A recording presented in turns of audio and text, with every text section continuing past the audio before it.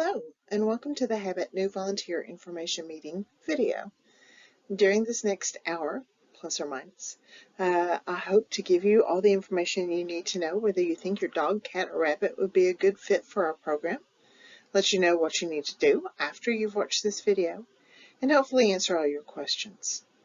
My name is Karen, and I've been a H.A.B.I.T volunteer for about 17 years, and I've been a H.A.B.I.T program administrator for about 15 years.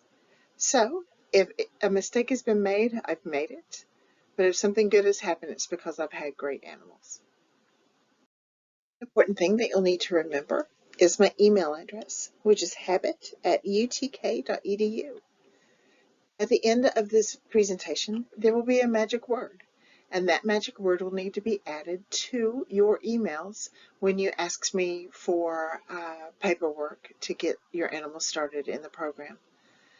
Also, if you have any questions that I do not answer during this presentation, just email me.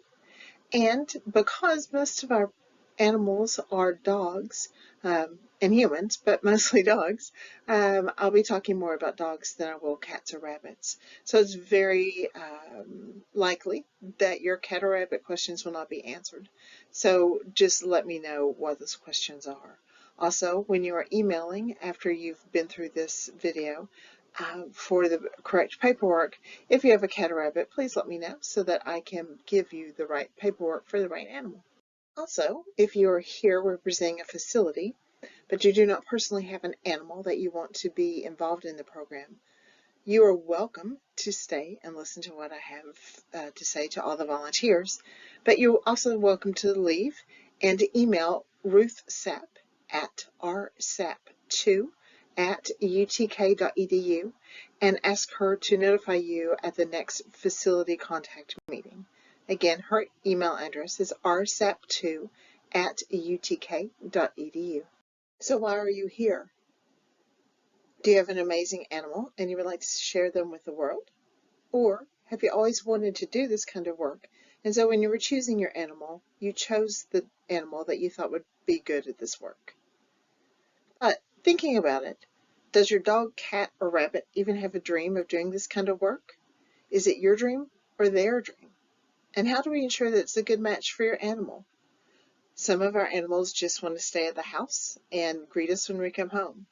Other animals want to go out and chase a ball or run agility. But some animals want to go out there and help make the world a better place. So which is your animal? The big question is, how do we protect our animal? How do we ensure that we're choosing the right animals for the right jobs? We're asking our animals to go out there and interact with people that they don't know in stressful situations. Is your animal capable of doing such work? One important thing to remember is that we will not evaluate or use animals that are under a year of age. Puppies and kittens just do not have the body ability to handle the stress of the work that we're asking them to do. So no puppies or kittens. We love them. They're awfully cute, but it's not fair to them, and it can make them sick, possibly even kill them. Also, we do not allow dogs who are fed a completely raw food diet into our program. This is because even though the chances are rare that you might spread some contaminant to someone we're visiting, the possibility is still there. So no raw food diets or puppies or kittens in our program. And as I hope I've been clear in saying, H.A.B.I.T also uses cats and rabbits in our program. H.A.B.I.T rabbits and H.A.B.I.T cats make a big influence in the people that they visit, so we always need more of them. So there are 3 parts to the program to becoming part of the program. There's a medical evaluation that will be done by your veterinarian. That form is sent to you once you send me my magic word back, and it's also sent to you once a year, so that the evaluation can be done once a year so that we know that your pet is healthy enough to continue the work. As stated before, we do not use puppies or kittens, and dogs, cats, and rabbits can be in the program as long as their veterinarian says that it's safe for them to do so. So that's why we ask for a yearly medical evaluation. There's also a behavioral profile and history that you will fill out. This gives us an idea of where you got your animal, the type of life that they have led, whether there's been any problems during that time, and also the type of people that you've worked with. And then there'll be a behavioral evaluation that is done by one of our H.A.B.I.T volunteers. That is set up once we have all your forms back in the office. And then the evaluation will happen off-site, not at the vet school, so that we can see how your animal does with strangers. As I said, the medical evaluation form will be sent to you once a year and in the beginning. The things that we require for your animal to have is an up-to-date rabies vaccine, and that vaccine can be a 1-year vaccine or a 3-year vaccine. Also, an annual fecal exam is required. Things that we recommend but that we do not require are an animal heartworm test, heartworm and intestinal parasite preventative, and flea and tick preventative, because we don't want to take anything to the people that we're visiting besides love. And I'll state it again, this medical form will be sent to you once a year, and it has to be completed and in the office every year. If your medical evaluation is not up to date, that is within that year's date, your team should not be visiting because you will not be covered by our liability coverage. The behavioral profile and history form will be sent to you, and it lets us know about your animal. How long have you had the animal? Where did you get them? Are they neutered or spayed? Is there a bite history? If there is, please let us know what happened. Be as detailed as you can. This may not rule your dog out of the work, but we need to know what's going on and why the animal bit someone. This form is used by both the evaluator and by the placement committee to place you at your facility. While obedience classes are not required, it might be useful in helping you all to become a stronger and better team. It may help you and your animal feel a little bit more confident. We do ask for good doggy and kitty manners. So, with dogs, they must not pull, not jump up, not take food except on command and from your hand, no one else's hands. A good stay, sit, and heel are useful. But we're just looking to make sure that your dog has the manners to visit others. So after this meeting, now what? You've sat and you've listened to me ramble for about an hour. What do you need to do? You need to email me with the magic word, and I'll send you all the forms that you need to fill out. Once those forms are filled out, you will send them back into the H.A.B.I.T office. You will then be contacted to set up your behavior evaluation. This evaluation is done by a H.A.B.I.T volunteer. There is no charge for the evaluation, but because there is a limited number of evaluators, it might take a few weeks to coordinate all your evaluation dates. If there's a problem and you don't pass the evaluation, our evaluators are very good at explaining what you need to do to work on the problems and hopefully get you reevaluated within 6 weeks so that you can get started. During the behavioral evaluation, your dog must use a fixed collar or a gentle leader or body harness. No pinch, prong, or electronic collars can be used during the evaluation. These two things are true both during the evaluation and while on visits. The dogs must also be on a short leash. No retractable leashes. Retractable leashes cannot be used at any time when you're on a H.A.B.I.T visit. No food or treats can be given except by you. And if your dog has a special dietary need, then you may want to bring a couple of extra ones for the evaluator if you think that it will be useful. There are 4 parts of the evaluation. There's the initial observation, manners, stability, and a simulated visit. Initial observation begins the minute that the evaluator steps into the room. They will look at your animal. They'll look at how the grooming is. Do they look clean? Do they feel good? Do they smell good? Do they accept petting from a friendly stranger? Do they interact with strangers around them? Or are they interested only in you? If that's the truth, and they're interested only in you, that is not a bad thing. That means that they're very tightly bonded with you and care a lot about how you're doing. This may also mean that they do not care about visiting with others, but we'll see. You'll be asked to put some pressure on the head of your dog, to look into their ears, in their eyes, look into their mouth, and look at their teeth. touch their toes, see how they enjoy a pet or a hug. What we want to see is how does the animal handle being handled by you. You'll be amazed at the things that people will do to your dog. So it's really important that we see how they handle these types of things. Some dogs just do not like hugs, and we need to know that. Some dogs do not like their feet being messed with, and that's okay. Just let us know. Then ask you to walk down the hallway, and you'll walk past some distractions of food, toys, and then a walker. And the reasons why we do that are a couple. One, we want to see how they respond to the distractions. Are they so fixated on the distractions that they cannot be called back into healing? How do they respond? Are they pulling you down the hallway? Do you have control of the animal? And if you lose control, are you able to get that control back?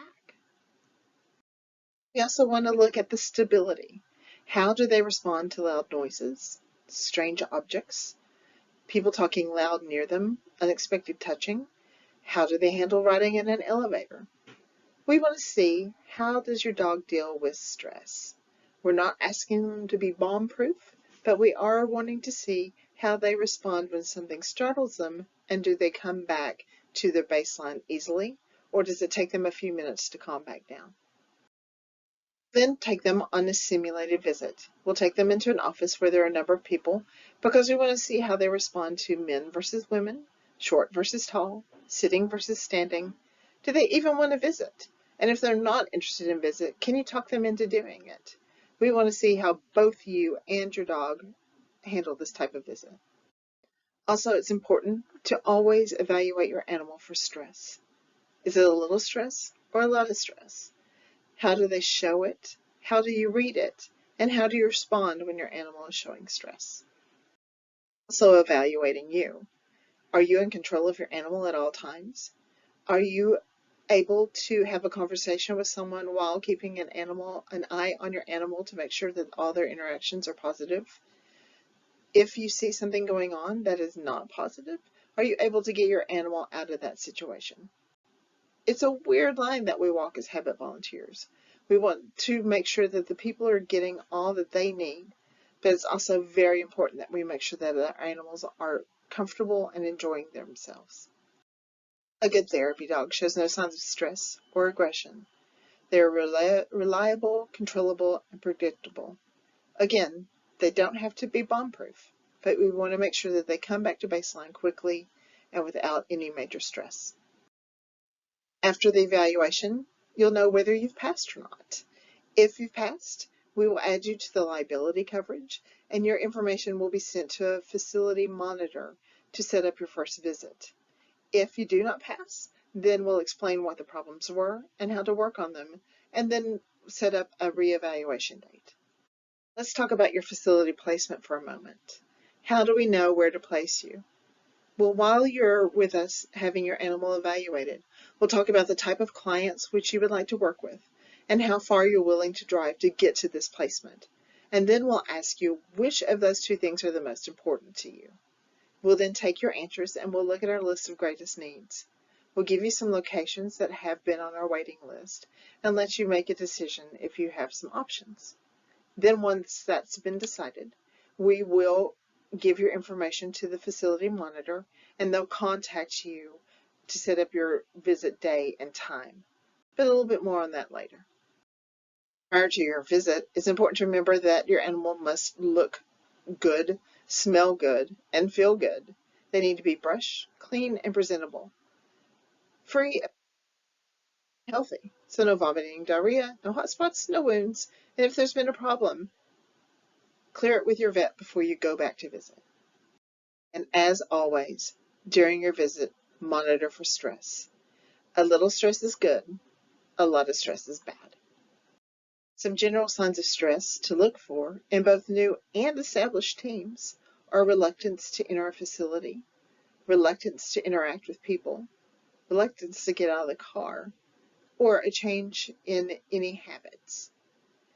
This can happen to both new and established teams. As a human, I'm not always on, so why should I expect my animal to always be on and have a good day? And if I know that they're having a bad day, I need to make sure that I know this and I take them out of the situation. We never want your habit work to cause your animal to be sick or any of their medical conditions to get worse. So if you see anything changing, eating, drinking, sleeping, peeing or pooping, diarrhea, things like that, talk to your vet. Make sure that it's safe for your animal to continue the work. I've said it before and I'll say it again. Always see your veterinarian if you have a question. Rule out any medical conditions, and if there's been a problem, get your vet's clearance before you go back to work. After your visit, log your visit. Let us know the number of people that you interacted with and about how long your visit was. Inform your monitor if you've had any problems so that we can address them. Never force your animal to visit. Remember, keep your visits to an hour or less. Take breaks as needed, and conclude your visit if there are signs of stress or it's just too hot for your animal to continue the work. Many of the locations that we visit are warm, and it can be too much for some dogs. So keep an eye out because we want your animal to be safe and enjoy their work. It's very important to remember that you're a team, but first and foremost, your animal's needs must be met. And you as the human are your animal's best advocate. So if you see a problem, address it. If your animal's not enjoying the work, let us know. If we've put you in a placement that you don't think that your animal is enjoying, after about 6 weeks and nothing has changed, contact us and we'll see if we can't find you another placement. Now, a little about the H.A.B.I.T staff. H.A.B.I.T is so lucky to say that we have about 800 volunteer teams throughout the state of Tennessee. And there are 2 of us working to handle all the volunteers. My name is Karen, and I'm the program administrator and a H.A.B.I.T volunteer. The black dog that you see right there is my girl Shiloh, who is my wonder dog who works and enjoys her work so much. My coworker is Ruth Sapp. She's the East Tennessee coordinator. She's the one that will work with you to get your evaluations done, and she's also a H.A.B.I.T volunteer. And the dog in her lap is her girl Sugar, who used to visit with H.A.B.I.T, but who has now retired. H.A.B.I.T is a very diverse program. We go to nursing homes, hospitals, cancer treatment centers, behavioral hospitals. We do assisted livings and any place where people are dealing with health stress. We also go into classrooms with our rough reading or perfect reading programs. These are animals that work with one teacher throughout the year and go in and visit their classroom. We also do exam stress events in all the universities and colleges in our area. We also do some high schools because stress exams are a major thing. We also do special events, so children's reading festivals, dog walks, things like that. We do dog bite prevention in children, where we'll go in and we'll help the kids learn how to deal with strange animals that they may interact with. We also work with the Red Cross and the Remote Area Medical Program at their clinics and their shelters. We go in and help both the staff and those who are using those facilities deal with the stress of having to be there. One very important person that you need to know is a monitor. A monitor is a H.A.B.I.T volunteer who has asked the H.A.B.I.T office to do more work. They're kind of like our middle management. They do all the work and get none of the glory. They will take you on your first visit or 2. They will interact with you to make sure that you're happy. They'll contact you every month to 6 weeks to see how things are going. If you have a problem, they're the ones that you talk to about it. They'll work with the facility contact person to make sure that all guidelines are understandable and that you're following them. They work with the H.A.B.I.T office to make sure that all information lines are open and that things are going as they need to be going. Facility contact person is someone that works or is employed at the facility, so not a volunteer or a board member. They've attended an information meeting. They work with the staff at the facilities to make sure that there is support for the H.A.B.I.T program. They work to write down the guidelines that you'll need to follow when you're visiting. They'll work with the monitor to make sure that we're giving them the right volunteers for their facility. And if there's a problem, they will contact either the monitor or the office and let us know what's going on. They do have the right to ask that you be moved from their facility if they don't believe that you are the right volunteer for that facility. Also, if you are at a facility and you do not believe that it's the right facility for you to be visiting, you also have the right to be moved to another facility. So what do you need to consider before you become a H.A.B.I.T volunteer? Time. H.A.B.I.T visits normally last about an hour.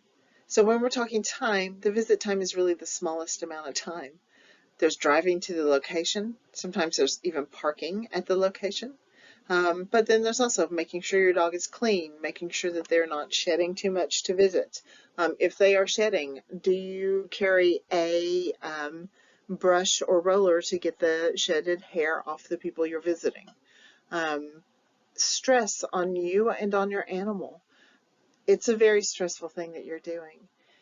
And there are times that you may not even see the difference that you're making, but I can guarantee you that there is a difference. Money. There is an asked for donation to be part of our program, but we will not kick you out of the program if you cannot afford this donation. So what I'm talking about when I'm saying money, I'm talking more about gas money, veterinary funds if your dog needs to go see the vet more often because you're part of our program, grooming if you take your dog elsewhere to get them groomed.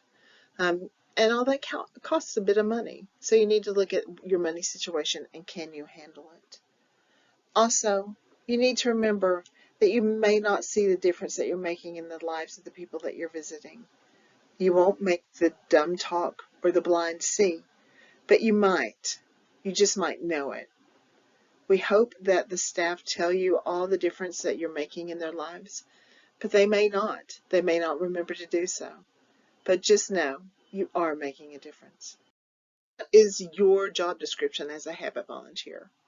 You're a trainer. You need to make sure that your animal feels comfortable doing the things that you ask them to do. You're a groomer. Again, you need to make sure that your animal looks good and smells good. You're making good memories with these people. And we want the memories to be of, wow, that dog was amazing. Animal nutrition. We want your animal to be fed the best food that they can be fed. That doesn't mean it's the most expensive food, but talk to your veterinarian if you're worried about the quality of food that you're feeding your animal. We're also asking you to be a records keeper.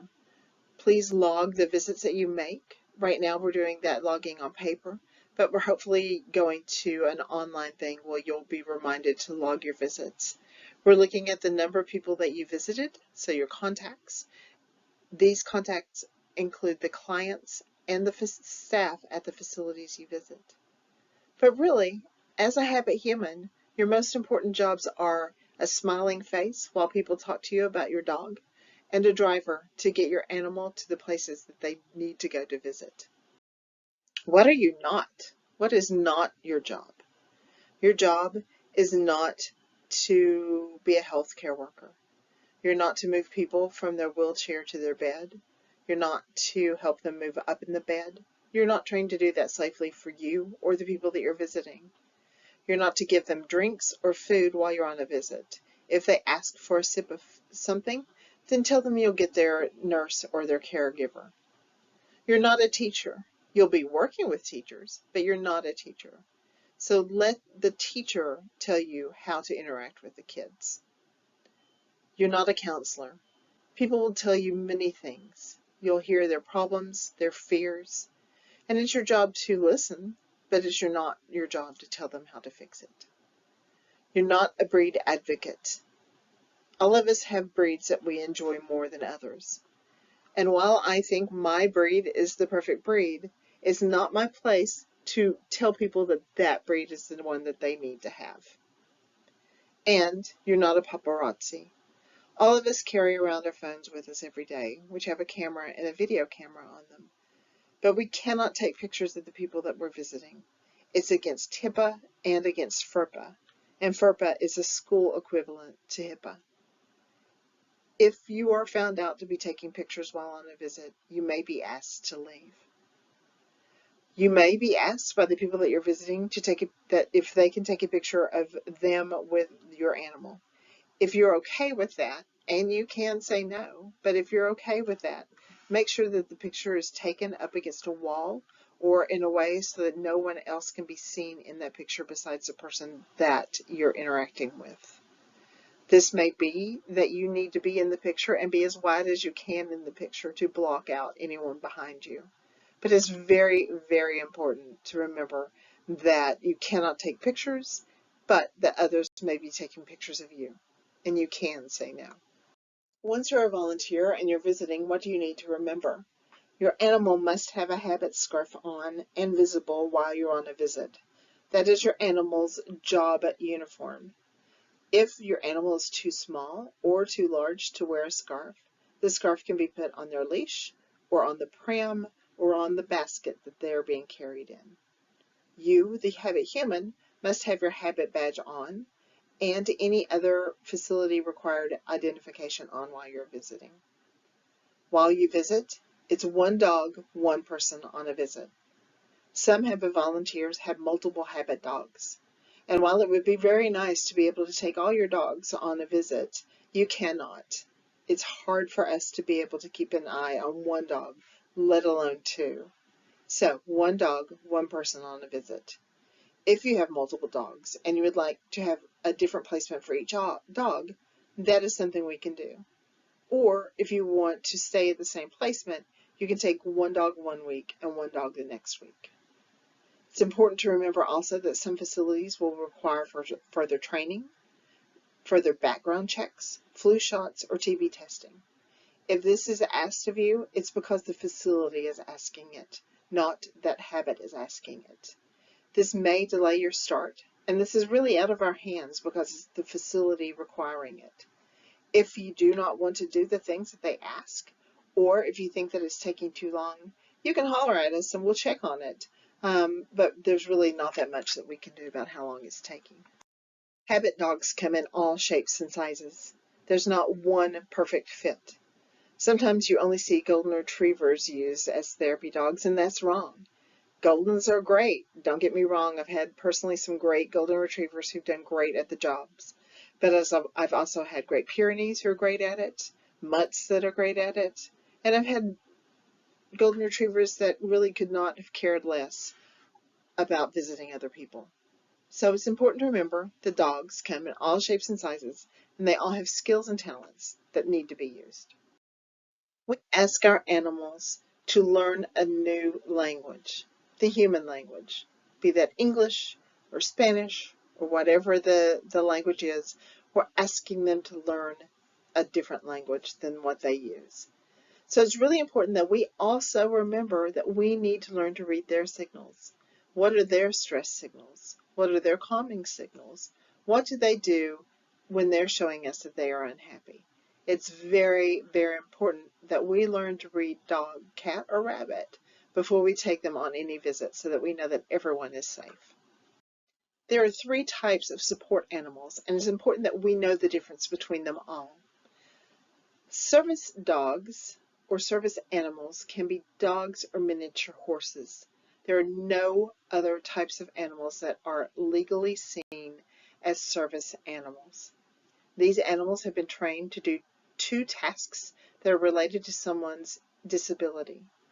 Those tasks can be anything from going to get help if there is a collapse to letting someone know when their blood sugar levels are out of whack. So service animals, again, can either be dogs or miniature horses only. Emotional support animals are animals that work with one person or maybe 2 in a family, and that helps those people deal with the stress of life. The only places that animals that are emotional support animals have any rights are in housing or in transportation. I'm not sure how much longer this will continue going. A lot of people are gaming this system, but for now, only place that they have rights are in housing and in transportation. A therapy animal is an animal that works with multiple people and helps them deal with the stress. While service dogs and miniature horses are seen as medical equipment and can be taken anywhere where the public can go, both therapy dogs and emotional support dogs do not have the rights to go anywhere that they are not invited. tell you a story and remind you of really why you were here. This picture is of Miss Emma, the dog, and she is visiting with Miss Mary, who is the human, who is playing a harmonica. Emma and Mary have visited on and off throughout the year, and now Emma is sitting there and listening to Mary play her harmonica. Mary was feeling stressed, she was sad, and playing her harmonica for Emma gave her some joy and some happiness.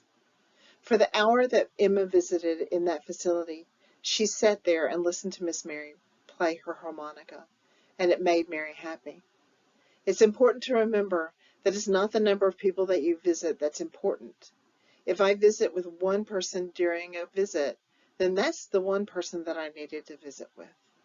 I know it may disappoint other people that have not gotten to visit with my animal, but I would rather have one good visit than 900 crappy visits because I was running from person to person.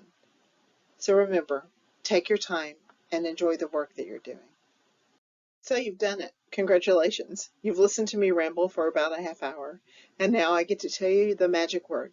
The magic word that will be needed in all emails sent to me requesting paperwork is butterbean. Again, the magic word is butterbean, and that needs to be in all the emails that you send me regarding paperwork. My email address, just to remind you, is habit@utk.edu. Again, that's habit@utk.edu. Email me with the magic word if you want your forms, or just email me with any questions or concerns that you may have. Thank you so much for joining me. I hope that you've learned all the information that you're interested in knowing, and let us know if you have any questions. Thank you so much.